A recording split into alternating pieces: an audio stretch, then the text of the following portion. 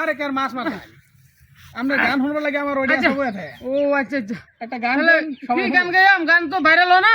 Viral না? না না ভাইরাল না গান। এবারে সবাই ভিডিওটা দেখবো প্রপারলি, দেখে লাইক কমেন্ট করে শেয়ার করে দেবো।